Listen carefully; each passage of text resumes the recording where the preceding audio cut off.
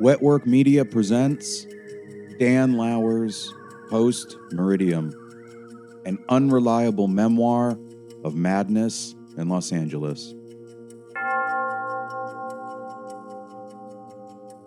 For CC and LL, without whom this would have always been just a nasty rumor, which it is. Author's note and various disclosures. All names in this memoir other than my own have been altered for reasons that will become apparent relatively quickly. Composites of both characters and situations have been utilized for brevity, legal protection, and perhaps most importantly, because the way events unfolded in my malfunctioning gray matter at times bears little to no resemblance to the way it actually unfolded. I began writing the first haphazard notes and passages of the following story as it occurred in June of 2009. So all details are rendered as I understood them at the time. Whether or not that makes this a true story will be a question for the ages, and history may or may not treat it with kindness. It should be obvious where I completely fabricated scenarios simply for comedic effect. I have, for instance, never, ever had a protracted argument with my GPS system. Ever. I classify myself with no prompting or coercion as an extremely unreliable narrator, given my mental state at the time of these events. I assure you, however, the neoconservative conspiracy is alive and well, and they are currently breeding ape-human hybrid Ubermensch to institute a Kafkaesque coup d'etat in these United States. Beware, fellow travelers. The end is nigh. Auf Wiedersehen. I sleep in the daytime. I work in the nighttime. I might not ever get home. Talking heads. Life during wartime.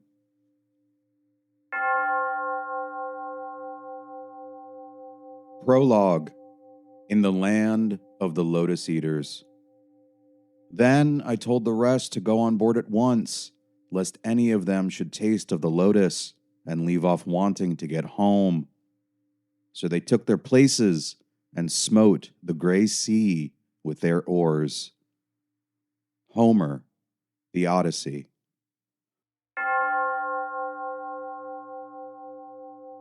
Two women were savagely beating each other on the corner of Sunset and Palm in West Hollywood.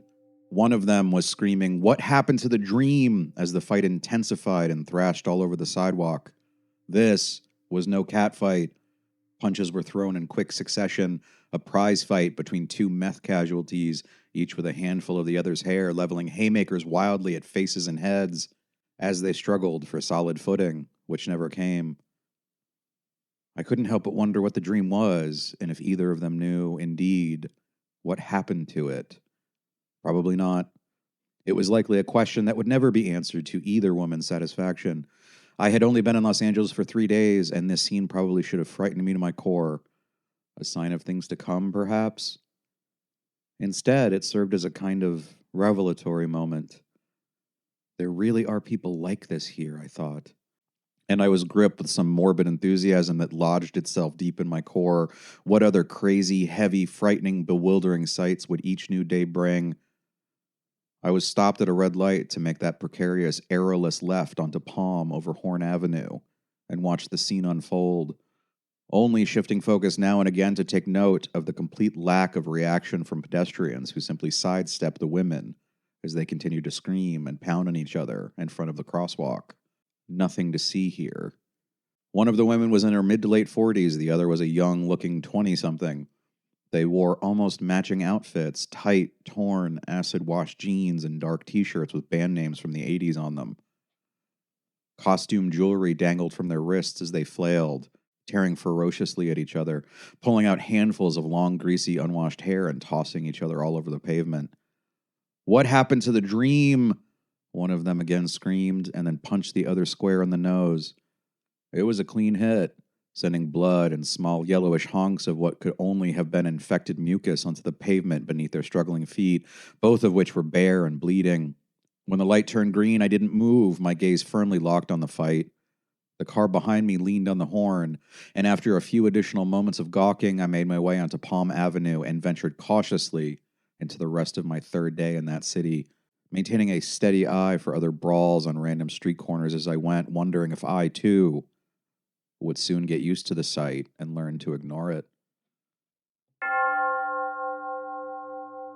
A few weeks later, I attended an Easter brunch hosted by a business associate of my father's.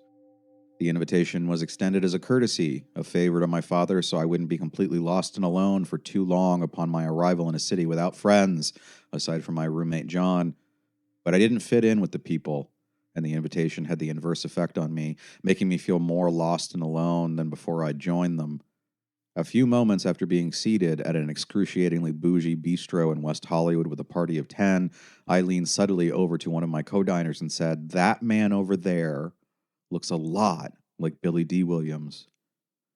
He smiled and shrugged, sipping from his gratis flute of Easter brunch champagne. "That is Billy D. Williams," he said. He then turned back to another, more interesting conversation at the other end of the table. This was my first star sighting in LA, and it left me oddly shaken. Billy D was normal, quiet, reserved, unassuming. Lando. No Colt 45 to be seen anywhere. It felt eerie. There he was, quietly eating and drinking with a friend or lover, or both. Sipping the champagne, poking at the Eggs Benedict, and talking about nothing in particular like a real goddamn human being. And sure, his fame had waned in the years since Reagan was in power and George Lucas was king of the box office, but he was someone nonetheless. A face from the screen. I felt like a hayseed, a rube. Two things I had promised myself I wasn't since I'd learned what either was. I was the only one at our table, or it seemed in the entire restaurant, that happened to possess any enthusiasm for what was clearly a historic moment with a national goddamn treasure. After a few rounds of drinks and moments of internal encouragement, I stood and charted a course for the restrooms that would take me past Billy D's table. Couldn't be helped. Nothing I was doing purposefully, of course. But still, somehow in aid of that painful moment between fan and idol, where you stop suddenly and feign recognition as if you just happened upon them. Shock, awe, reverence. Billy D noticed all three as soon as he spotted me. He smiled, but I couldn't tell if he was bracing himself underneath it. Big fan, I told him, barely breaking my gait, but slowing enough to study him for reaction. "Cool, little dude. Cool," he said. And then he went back to his conversation as I hurried to the bathroom in a bizarre panic.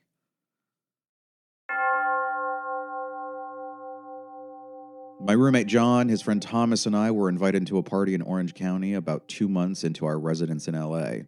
The hosts were business associate of John's, a husband and wife team that had produced or invested money in some failed film project he worked on while living in Phoenix. We were promised food, drink, and a good time, maybe merriment. I'd already come to learn that a good time can mean just about anything in and around the Inland Empire, so I braced myself for whatever came. It made no difference.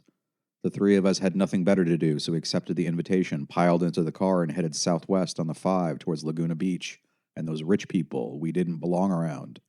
After an hour of travel into the hills around Orange County, just a spit from the shoreline, we entered a huge modern McMansion designed with great detail to mimic a 1970s porn palace, vaulted ceilings, a recessed conversation pit in the foyer, floor-to-ceiling windows in the rear where you could just barely make out the white caps in the distance, and a topless woman wearing only jean shorts splayed out across a leather living room couch doing whippets from an industrial whipped cream dispenser.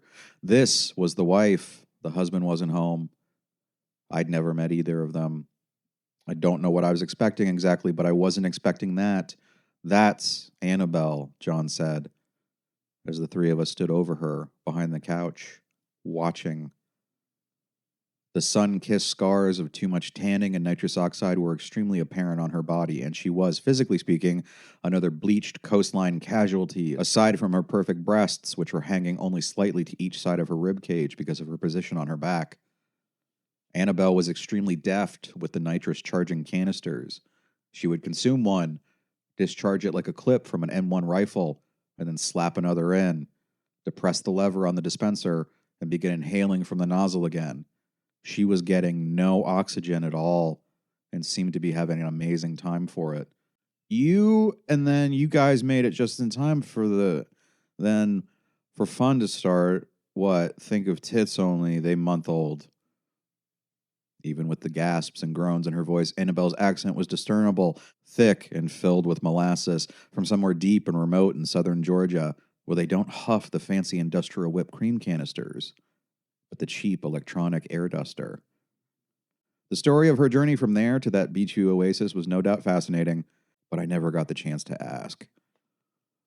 On the floor beneath her were dozens and dozens of the small silver tubes meant to add a little something extra to the prefixed dessert course in a high-class restaurant, but that were now clanking around on the marble tile as she discarded and replaced another cartridge and again began to breathe it in over and over and over again. We stood and watched silently aside from the metal on metal of the screw tip of the cartridge sliding against the dispenser as she inserted yet another. It was quickly too much for me, and I excused myself to the bathroom, which Annabelle indicated through rambling gasps was past the kitchen and down a hallway to the left. The kitchen was one of the biggest I'd ever seen, with every professional, expensive-looking cooking aid known to man stocked and at the ready, perfectly placed like it was the cover shoot for Good Housekeeping. It was apparent, however, that not a single one of them had ever been used. Those people ate out every night. There was a small side room down the hall adjacent to the bathroom. In it was a large portable wardrobe storage cart. On the cart, hung by expensive-looking mahogany hangers, was all manner of sexy Fredericks of Hollywood-style costumes and outfits. French maids and policewomen, firefighters and nuns, garters and belts and corsets and bustiers. Strange, yes, but I was getting more and more used to coming upon those things unexpectedly all the time. I stepped into the bathroom and sat in the toilet, lid down. I sat for a long time. It had been a few weeks since the thoughts had begun to return. I was still fighting them, still able to ignore them, only just, still sure this was absolutely, positively not happening again. I promised myself there and then I was not going to get high with these people, not a chance. After an amount of time I can't recall, I made my way back to the living room. My roommate, his friend, and the topless woman were all seated upright now on the couch, all staring at the same point in the room. The People's Court was on the television. They faced that spot, eyes completely empty. They'd been hitting the nitrous hard, everyone in turn, during my time in the bathroom. As casually as one could possibly muster, I asked, "So do you guys shoot movies here? There's a lot of costumes in that side room down the hall." I waited a long beat for an answer, long enough that I was about to ask the question again, sure that she either hadn't heard me or heard me perfectly and didn't possess the necessary faculties to respond. "Oh, no, no, no, no, no, no. Those are for my husband," she said, and then blanked out on the television once again. "Your husband?" "Yeah," she said with too much enthusiasm. "He likes to dress up in those while I fuck him up the ass with a strap on. He'll be home soon. You can ask him about it yourself." 6 months in LA and I met Joanna. Love at first sight is an absurd cliche, and I refuse to acknowledge its possibility no matter the stories I hear, no matter how often. I did not love her at first sight, but I did feel an instant, incredibly powerful infatuation that I could barely comprehend. She wasn't attractive in the traditional sense. Additionally, she had been sick recently and was still recovering when John and I met a mutual friend of ours and Joanna for dinner at a bistro in Studio City. The medication Joanna was taking had given her fairly severe acne, and while most of it had cleared up, it was still very apparent on her forehead, her cheeks, the swell of her breasts. Her hair was dirty blonde, done up in a lazy ponytail and hid beneath a baseball cap. She wore a heavy winter fleece despite the 80-degree weather. She was tomboyish, thin, and intense-looking. That is to say, not my type. But there was something indescribable and electric about the moment I met her. The four of us ate dinner and talked about this and that, and it was fairly pleasant, but I lobbied to engage Joanna in conversation exclusively and couldn't stop staring at her. She couldn't stop laughing at me. I was working hard. Over the following weeks, Joanna and I became inseparable. She worked at a restaurant in Burbank. That was definitely not my scene, but I was there nearly every night regardless. She comped or discounted my drinks and food. She made a special effort to spend a lot of time at my table. We would sneak out to the alleyway and sit on a curb and steal a cigarette or two while she took her break, talking about Bob Dylan and what phases we were stuck in. She had gotten a late start and was still on the freewheeling. while I had Blonde on a constant loop in my car. We would giggle to each other at fights between drunken couples that spilled into the opposite end of the alley. We would stare at the stray cats scurrying past, pretending to pay us no mind. We would talk and talk and talk about everything and nothing at all. Sometimes John would accompany me, but most nights he was on the phone at our apartment arguing with his longtime fiancée who was living in upstate New York about whatever new thing was driving a wedge into their Shakespearean romantic drama. I stayed out late on those nights. My relationship status was this and that, and hers was complicated for these reasons and those, so neither of us felt the desire to define whatever was developing between us, but we enjoyed each other all the same. This went on for some time, and it was an extremely pleasant distraction from the approaching extraterrestrial, and even served to slowly quiet the thoughts that had been returning with a vengeance as I began to feel more and more isolated and desperate in this city and my new set of circumstances. Joanna had an extensive circle of friends in LA. She was a transplant from Chicago, but was a struggling actress and dug in like a tick within that community. It was an interesting group of people. Struggling producers, struggling directors, struggling set designers, struggling editors. I was ever present to represent the struggling screenwriter. Various blocks of the group gathered several nights a week to drink and discuss the failures of the previous days. Bad auditions, rejection letters, money fell through. You tire of the excuses and bad luck stories out there very, very quickly. One Wednesday night, John and I were headed to Burbank to meet the group at Joanna's restaurant. I was driving because he'd tied one on fairly early in the evening.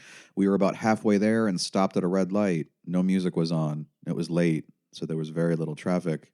"Hey, so are you into Joanna?" John asked. I immediately felt flush. There was no context for this question. I hadn't seen it coming at all and hadn't even asked myself, so I had no answer prepared. Had he been sober, he would have registered this reaction and not needed a verbal reply, but he wasn't. "What? What? Huh? No, no, no, no. No, of course not," I said emphatically as the light turned green and started driving again. "Oh, okay. Why?" "I don't know. I don't know. It's just like you spent all your time with her. I figured it was, what? It was, what? All the time going to her place, walking around the Galleria, going to the beach. You hate the beach." "Yeah, and?" "Well, I don't know. You know what I'm saying." "I really don't." "Well, don't get upset." "I'm not upset." "You're not upset." "No, I just don't know where you're getting this from." "I don't know. It's just a lot of time." "A lot of time." And I just figured, what? We were approaching the restaurant quickly, nearing the thoroughfare it was situated on. I wanted to wrap up the conversation in a hurry. And he said, "I figured it was about the pussy." Somehow I forced a laugh at this. I found it repulsive when he said it, but assumed that he would think it was funny if he thought I did. As I parked a few blocks away from the restaurant, he started laughing as well, and it seemed as though the entire conversation had been wiped from his memory. Good. After that, the night progressed as most nights did with that group. This producer ran out of money. That casting agent never called back ad nauseum. After a few hours, I was wrecked, but I hadn't been drinking since I was driving. With the size of the group, it was impossible to get any quality time with Joanna anyway, and despite what I'd emphatically told John, it was the only reason I went out on those nights. The group was gathered around the bar, and the noise was loud and bad, so I wandered outside for a cigarette and started patting myself down. Somewhere between the bar and the patio, I'd lost my lighter. I heard the crack of a Bic lighter, and Johanna was standing next to me, holding the lighter out to the tip of my cigarette. "Angel, too noisy in there for you?" she asked, and put her hand on my shoulder. "Yeah, too much whining. I can only take so much. She moved her hand from my shoulder up to my head and stroked my hair for a brief but exquisite moment. I could see her looking at me out of the corner of my eyes. I stared down at the Burbank main drag. She didn't just rest her eyes on me.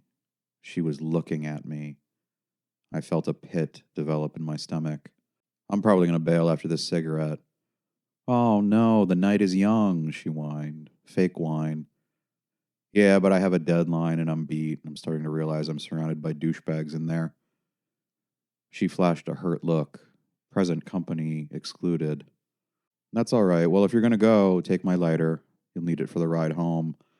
All bum from someone here, she told me, and handed me the lighter, warm from the flame and from her touch.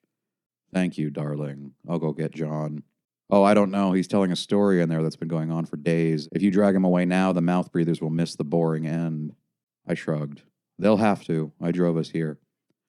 I can give him a ride when we wrap up. I haven't been drinking much either. Haven't felt like it tonight, she said. I finished my cigarette and tossed it over the balcony onto the street. There was an ashtray no more than a foot from me. All right, then. I'll tell the jackass he's got other arrangements home, and I'll talk to you tomorrow. She smiled. We hugged. I didn't want to let go, but did. I went back inside and told John the deal. He half listened and gave a casual nod and returned to his story. I don't recall what it was about, but remember rolling my eyes as I walked out of the restaurant because I'd heard it so many times before.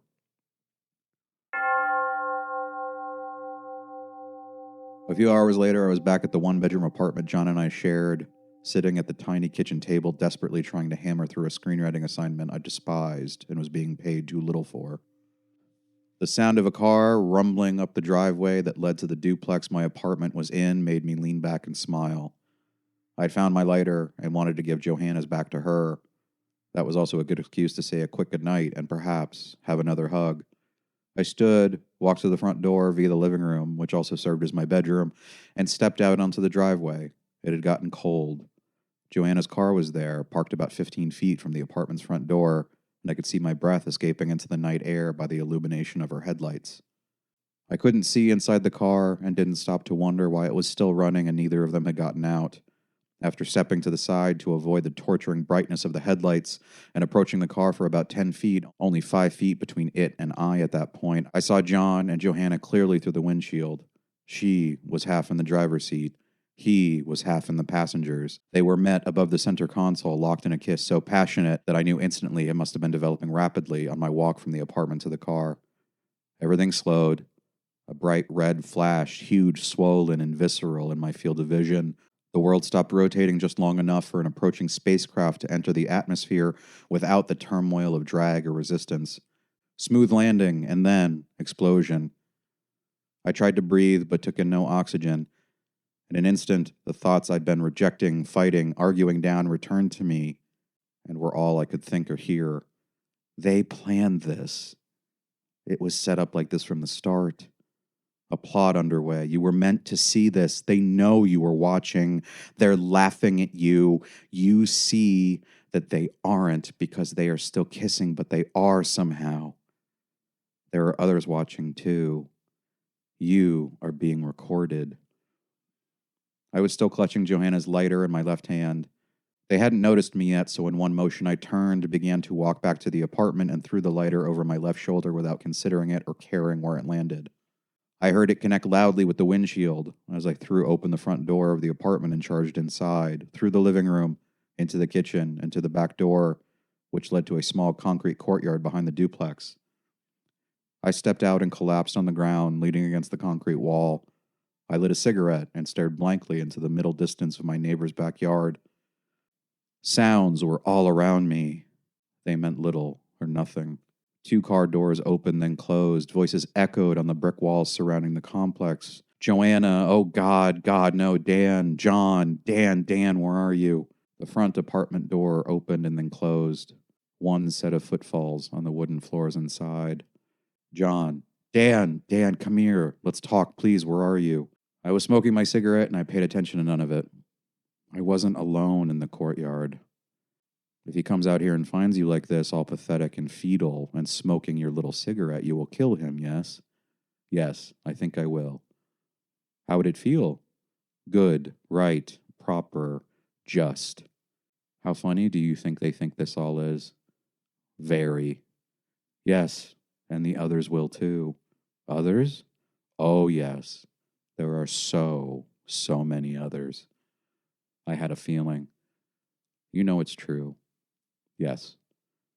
There's another way. Don't say it. You don't need to kill him. Please, no. Only one of you needs to die to solve this. Think. Please stop.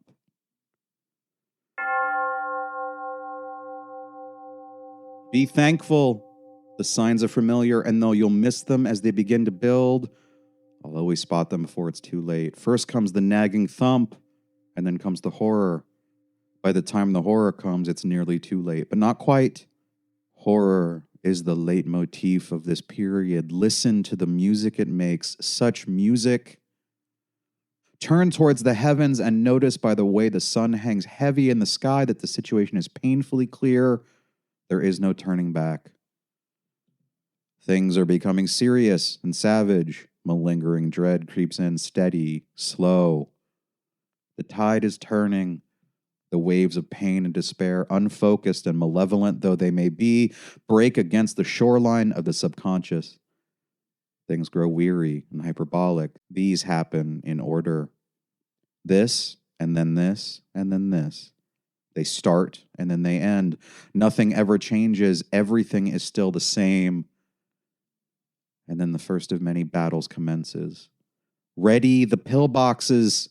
D-Day 0 hour is upon us. I will see you on the beach. The sun is burning a hole through his eyes and into his brain, and he can't think or reason. And there are two of him sitting in the car, mirror images. But you wouldn't know it to peer inside. One of them is in the driver's seat and the other is in the passenger's. If you were to ask him, but you couldn't, he would say that when it came right down to it, they were both in the driver's seat, struggling for the wheel. The only perceivable difference between the two is that one is an earthling and the other is not. One is somehow not from here, but elsewhere, a place that cannot be charted even on the most detailed map of the observable universe. And he asks, "Why are you doing this to me?" Well, I'm not sure how to answer that. And he says, "Please." And his voice is quivering and pathetic. Gun to my head, and he smiles. Not sure. I haven't made my mind up yet. They both laugh, and it goes spilling out of the windows and onto the punishing asphalt, heat lines slithering skyward. You are going to have to admit that you brought this on yourself. You could have taken steps a long time ago to make sure this would never happen again, but you didn't. And now look at you. You're a hideous nightmare. A fucking mess, again. And he begs, "I wish I knew where you lived in my brain so I could reach in there and grab you." He stirs in the passenger seat and doesn't buy it for a second. "You see a difference between the two of us?" And he tells himself, "There is a huge difference between you and I, my friend." "No, there is one small difference between you and I." And he asks, "What's that?" And he says, "Only one of us will be here when all is said and done."